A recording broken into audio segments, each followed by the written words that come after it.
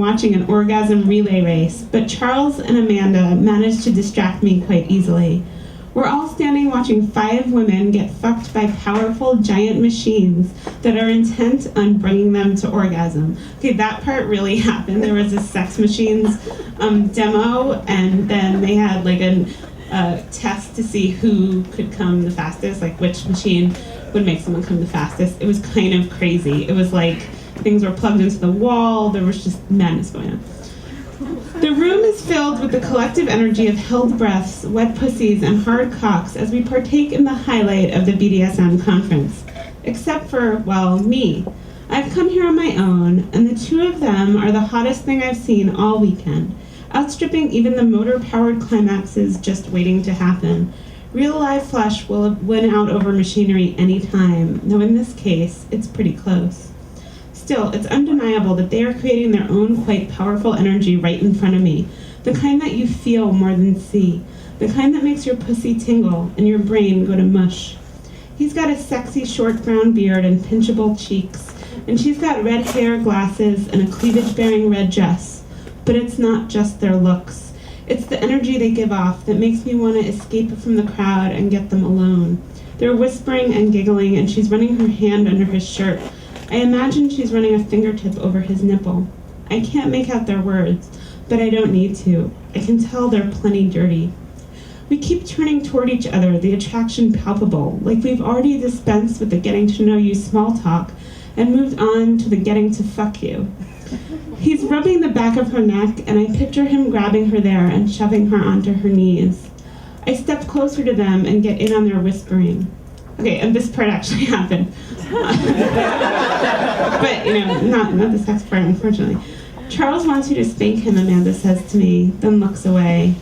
That's what happens when you edit books about spanking. People just come up to you and want you to spank them. She's made me blush, and I tell her so. I may put on a good front, but I'm never quite sure what to do when people so boldly proposition me. Clearly, they've heard about the impromptu spanking demo I gave the day before, one that was fun, but nothing to write home about.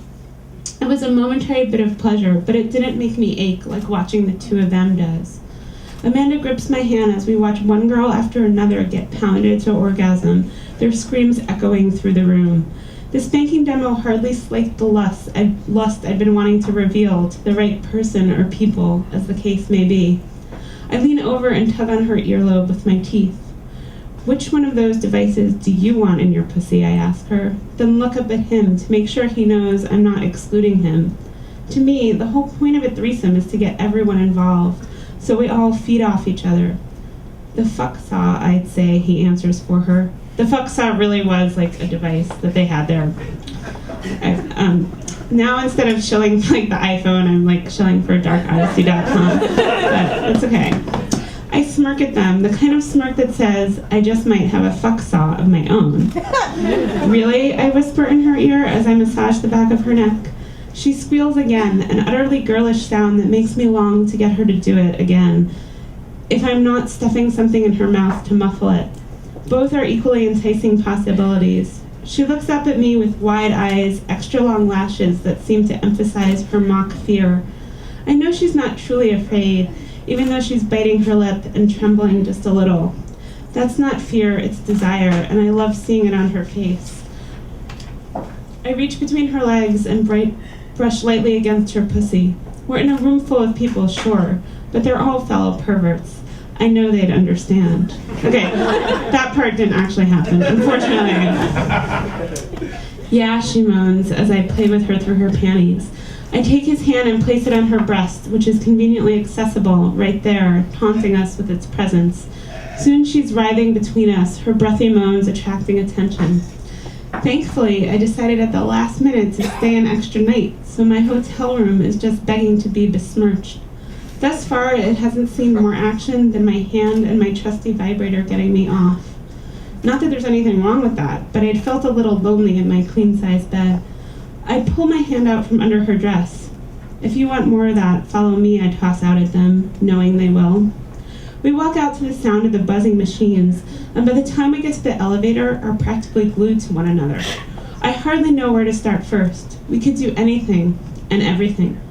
Show me how she likes her breasts played with, I dare Charles. Elevator guard or potential passengers be damned. Go on, I add, helpfully pulling down the V-neck of her dress enough to display them in all their glory.